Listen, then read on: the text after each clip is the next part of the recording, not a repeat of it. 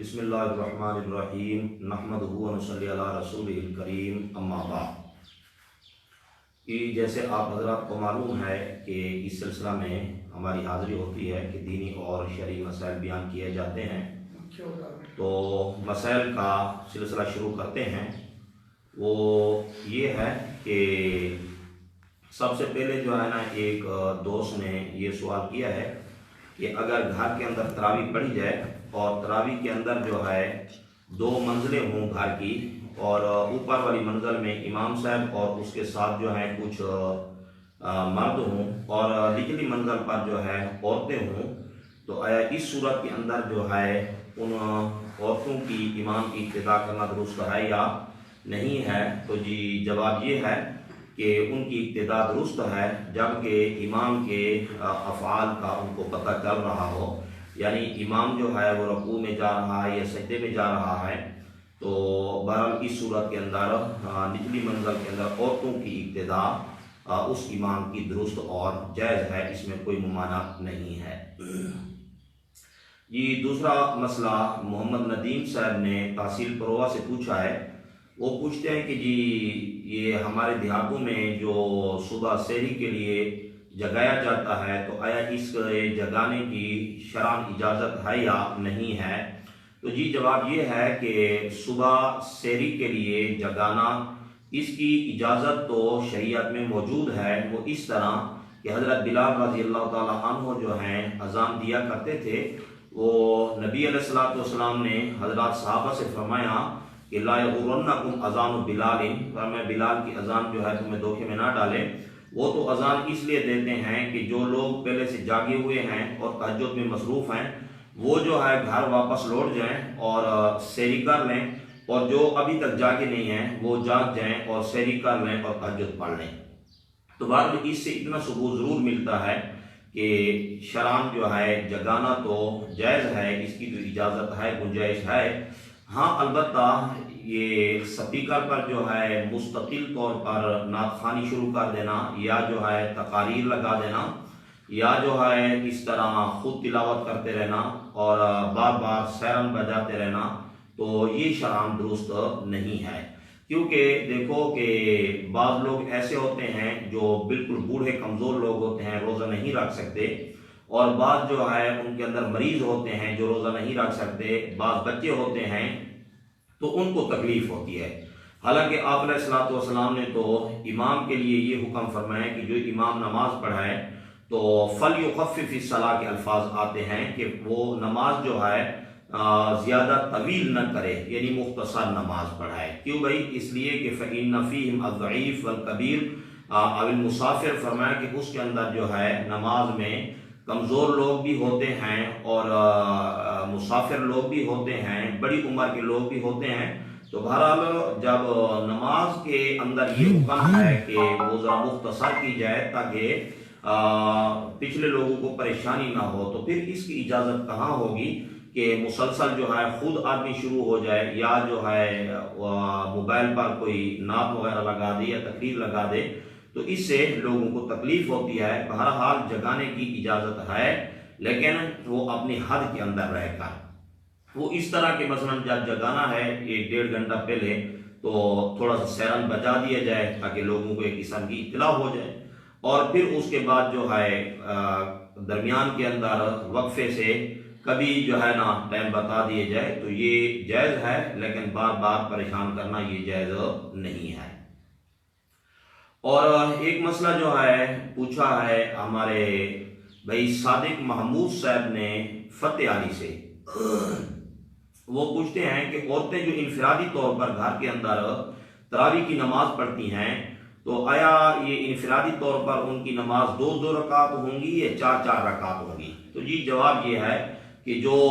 تواتر چلا آ رہا ہے، توارث چلا آ رہا ہے، وہ یہی ہے کہ تراویح کی 2-2 رکعت ہیں۔ تو جماعت کے ساتھ خواہ نماز پڑھی جائے تراویح کی، وہ بھی 2-2 رکعت ہے، اور انفرادی طور پر پڑھی جائے وہ بھی 2-2 رکعت ہے، 4-4 رکعت نہیں ہے۔ ہاں اگر کسی نے بھول کر تراویح کی 4 رکعت پڑھ لی ہیں تو ان 4 رکعت کو تراویح کے اندر شمار کیا جائے گا،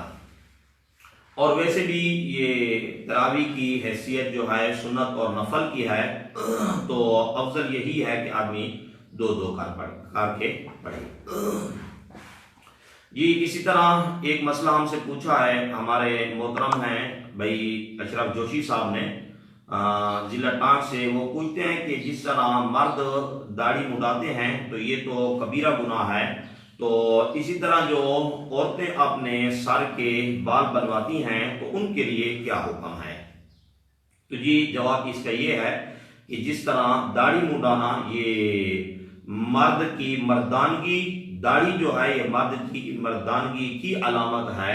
تو اسی طرح جو ہے عورت کے سر کے بالوں کا ہونا یہ عورت ہونے کی علامت ہے۔ تو جس طرح مرد کے لیے داڑھی مڈانا یہ جائز نہیں ہے، تو اس طرح عورت کے لیے اپنے سر کے بالوں کو کٹانا بھی جائز نہیں ہے۔ جس طرح داڑھی مڈانا کبیرہ گناہ ہے، تو اس طرح عورت کے لیے سر کے بالوں کو بنوانا بھی کبیرہ گناہ ہے۔ اور ویسے بھی ایک فرشتہ ہے اور وہ اس طرح تسبیح پڑھتا ہے، سبحان من زین الرجال باللحی وزین النساء بالزوائب، کہ پاک ہے وہ ذات جس نے مردوں کو زینت بخشی ہے داڑھی کے ساتھ اور عورت کو زینت بخشی ہے ان کے سر کے بالوں کے ساتھ۔ تو اب جس کو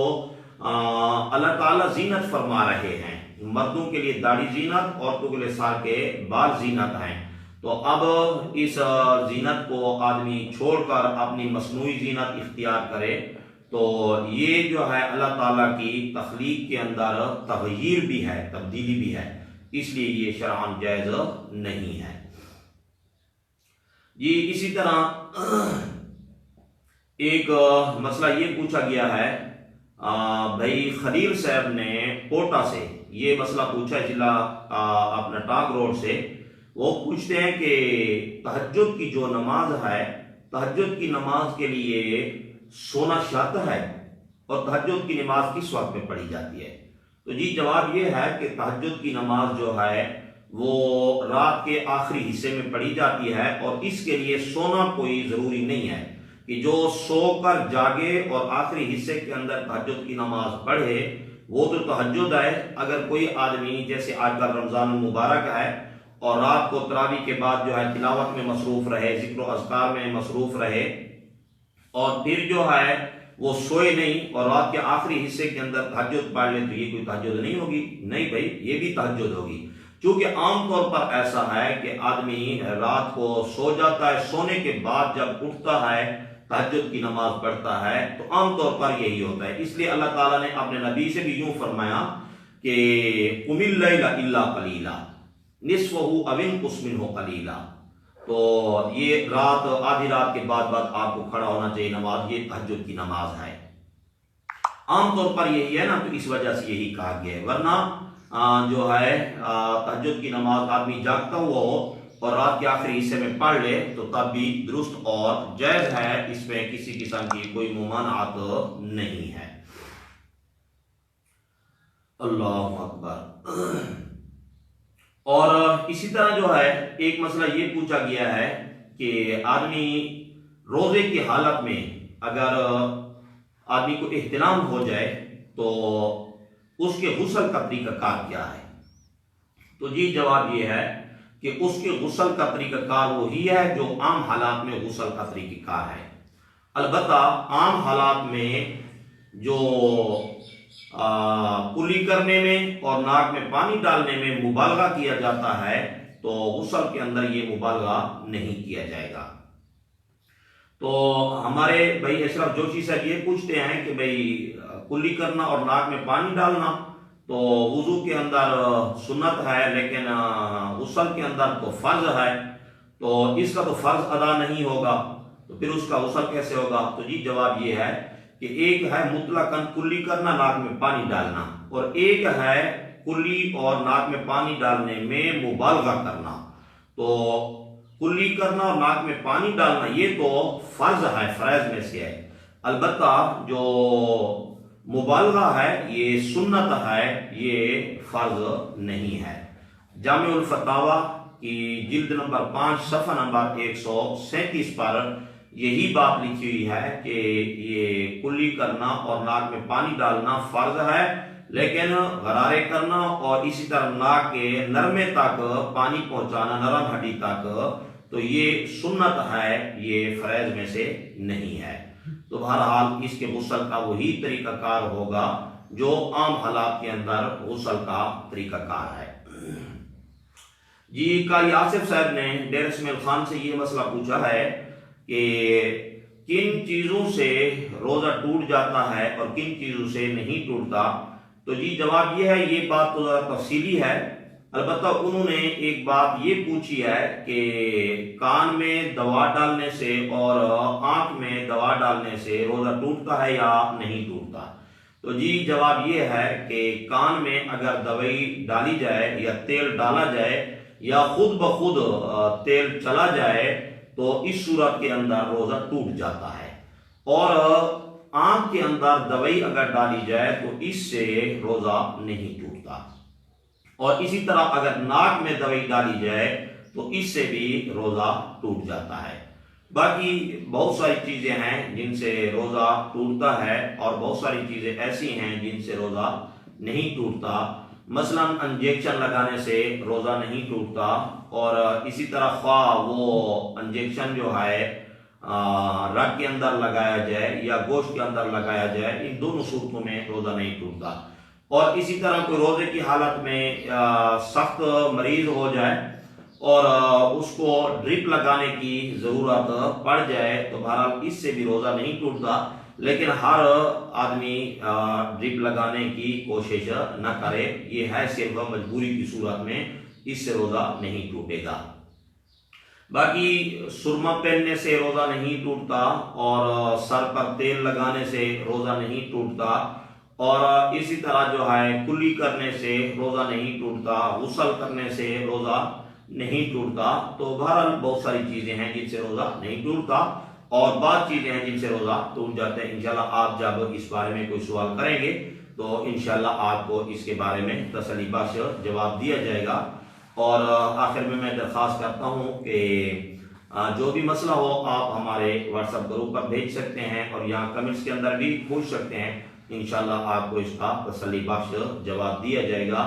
اللہ تعالیٰ عمل کرنے کی توفیق عطا فرمائے۔ السلام علیکم ورحمۃ اللہ وبرکاتہ۔